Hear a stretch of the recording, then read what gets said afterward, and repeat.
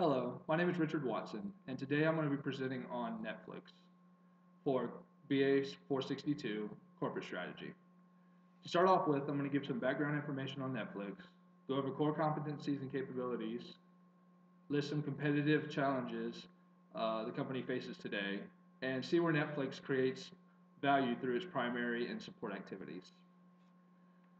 The company was founded in 1997 by Mark Randolph and Reed Hastings.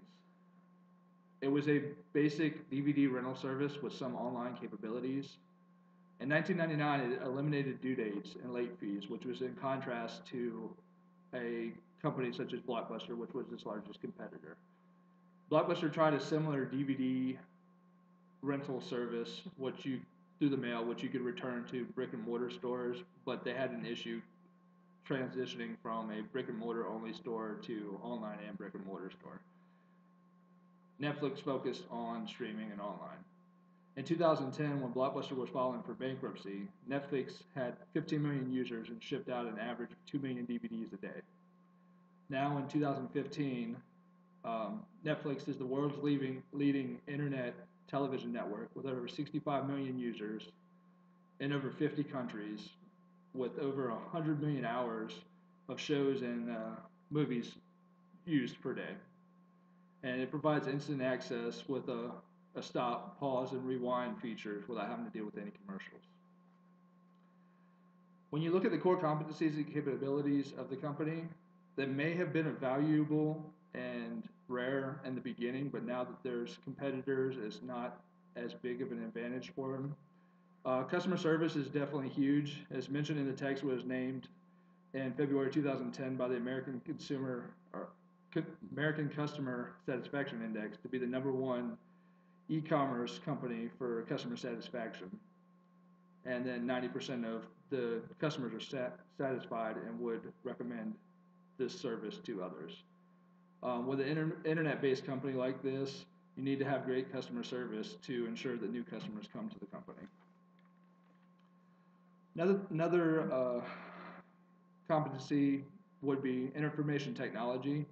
And Netflix pours a lot of time and money into the IT systems to ensure that everything runs smoothly and effectively. It updates IT every year to support the demands and the needs of an ever-increasing customer base. Vendor relations is another thing that has a huge impact on how the company runs. Definitely one of the core competencies. They work with companies to get the rights to their product and to figure out ways to distribute them efficiently. Even though deals such as the one that they have with Epix right now is not going to be currently renewed, they have arrangements with other companies such as Sony Pictures Animation, Universal Pictures, and DreamWorks Animation to keep bringing in new content.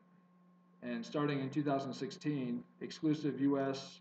pay TV programming, new movies through Walt Disney companies, including Pixar's, Lucasfilms, and the Marvel movies. And this ties in with the competitive challenges that Netflix faces today.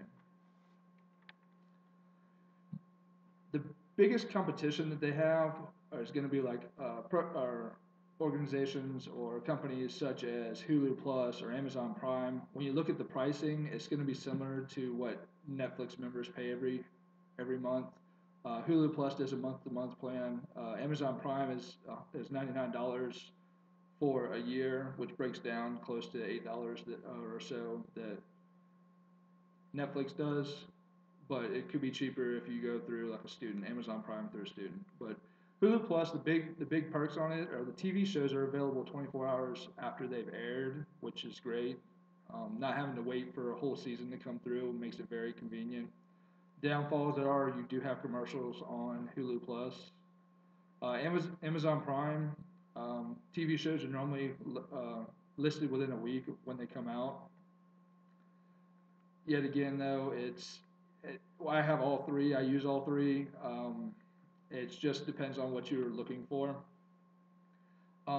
Ways for Netflix to remain competitive is keep up with the IT updates to ensure the good streaming quality, and to bring in new content through vendors and original programming such as House of Cards or the Daredevil series.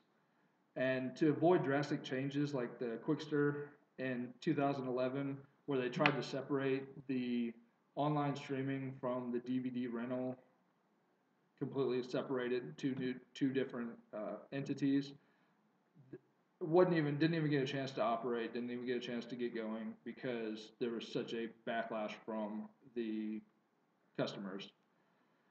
Um, when I'm looking at primary activities for this, I'd have to say research and development.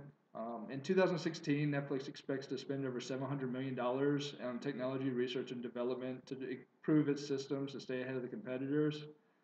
And it uses information gained from the data management to improve customer satisfaction by adjusting to the individual wants and needs of the customers. And as far as a secondary activity, it would be information technology. Again, it's mentioned in the text that Netflix uses the internet to communicate with customers, track deliveries, and learn about customer needs.